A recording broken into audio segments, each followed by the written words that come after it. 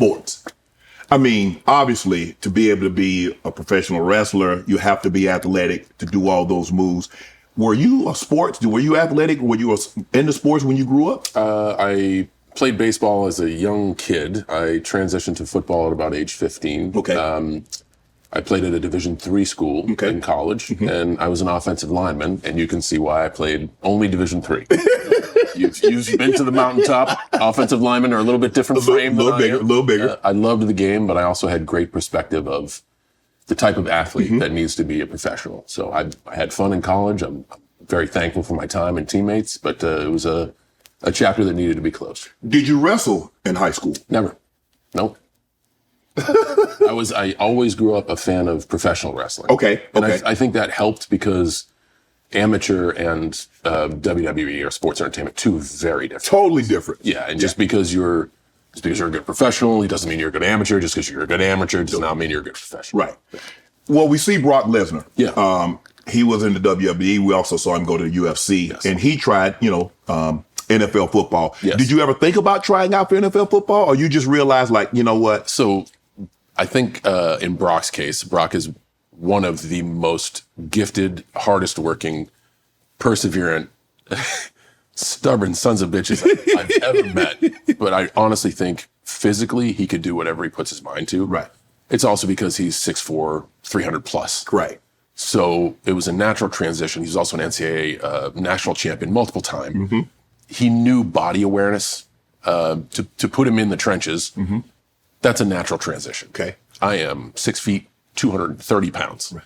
If you were to put me in the trenches, I would get my fucking ass kicked. What about running back? So you also have to be a good running back. Just because your frame is like, oh, your height and weight match up. Let's time your 40. Still going, huh? So it's a lot of things have to line up. Right. And I think Brock is a physical anomaly, and I'm glad he found his home with the WWE because he's fantastic. But I think he could do whatever he really wanted to. Is it true that you were bullied as a kid and you started working out to get away from that? I am that comic strip, the comic in the back of in the comic.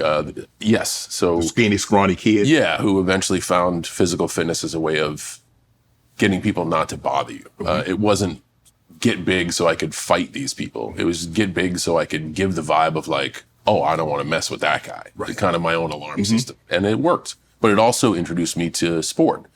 I found physical training at around age 12. Okay. And then saw the gains at about age 15, right when coaches were like, hey, kid, you want to try football? Right. Sure, okay. And none of my peers, it wasn't like it is today. Strength training in like the 90s, it was almost like, hey, don't lift weights. You don't want to mess up your baseball swing or your basketball shot. Correct. Like it was almost a taboo. Right. But I found a home in football, and I found team sports to be very gratifying. Being a member of a team, finally, I grew up with five brothers, so it was kind of like I had that family vibe around me. I was able to make social connections, and you know what it's like to be on a winning team. It feels great. You also know what it's like to be on a losing team. You carry the burden with each other. So I was very grateful that something that started out as a way to defend myself, it's been such a gateway to so many opportunities in life. Prior to you working out, I read you were like a scrawny kid. You weighed like 155 pounds and you started working out, you go to 215. So, but prior to you working out, did anyone ask you to participate in sports? Did you want to participate in sports before you started working out? I grew up in a small town where your first chance to play football started at 15. We didn't have any youth football. Oh, okay. There wasn't much popularity of soccer or real football, as the Europeans will call it. There was pretty much Little League baseball. So I played Little League baseball. I started late. Most kids would play at like 6. I started at 10. And I just liked the team aspect of it. So I wasn't good at all, but I was enthusiastic. Okay. And football was something that my skill matched my enthusiasm. Okay. So. Did you think about playing baseball? Did you play baseball in high school, or you just gave it? Okay. I did. And I remember vividly the day I stopped playing baseball. I worked out before practice, and I was, to the coach's credit, I was 2 minutes late to practice. Oh. But it was because I had a last period class, got a workout in, and then ran my ass to practice. And the coach, I remember it, I was a sophomore, and the coach said, you're going to have to choose between playing baseball or working out. And I gave him my hat and my uniform. I said, It's been fun. So you chose working out? Chose working out. So what did you want to do when you're in high school? You grew up in this small town. You said like, okay, we start playing football at 15. You just giving up baseball because you wanted to work out. So what did you want to do?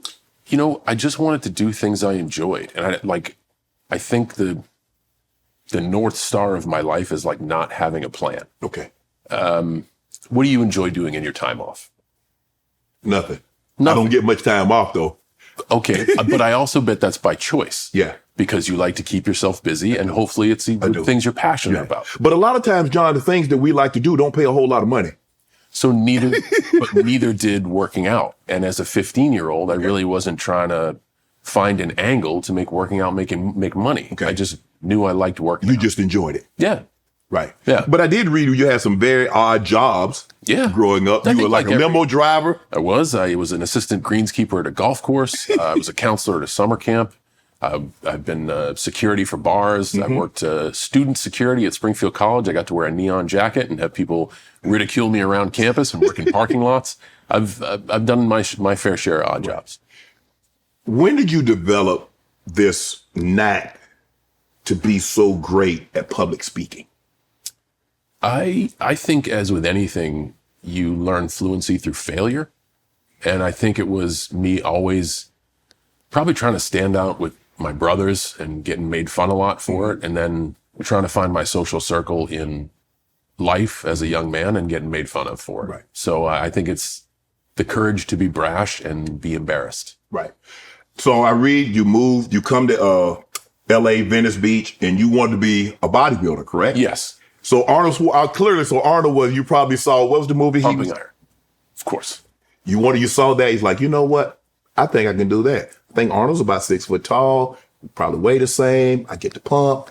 Hey, maybe I can do that. They don't time my 40 over there.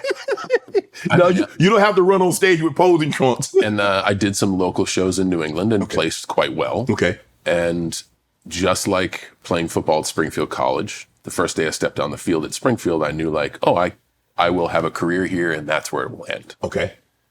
I was doing well in New England. I'm like, yeah, I'll give it a try. The first day I stepped into Gold's Venice and did one of these. Like, oh, this is going to be a hobby. Okay, that's it. This is going to be a hobby. So there are guys that are my weight, but they're 5'4". Okay, right. This is going to be a hobby. Right. Yeah. Because you're real, and the thing that I tell people, everybody looks good when they're by themselves. Sure. But when you go stand next to somebody else that do this and are just as serious, if not more serious than you come to the realization, like, you know what? Well, also, that's a great perspective, and you can be so dedicated in something in life and give your absolute best. But when something has a window of popularity and a lot of people know about it, the 1%, the people who identify early on their talents, strengths, and gifts, maybe have genetics for it.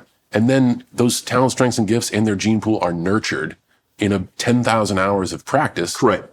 Those are going to be the people who make money off it. Yes. It doesn't mean that I don't work as hard as the next guy. Right. Doesn't mean we're not squatting the same or whatever. It just comes down to like, there's a reason you played in the NFL. I could practice the exact same amount of minutes. Right.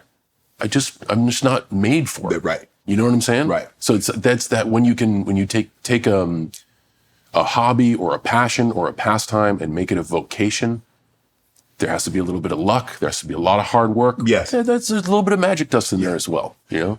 Want to join Club Shay Shay? Become an official member by hitting that subscribe button, where you never know who's going to be joining us for drinks and conversation. Don't be late to the party because we like to do something before two something.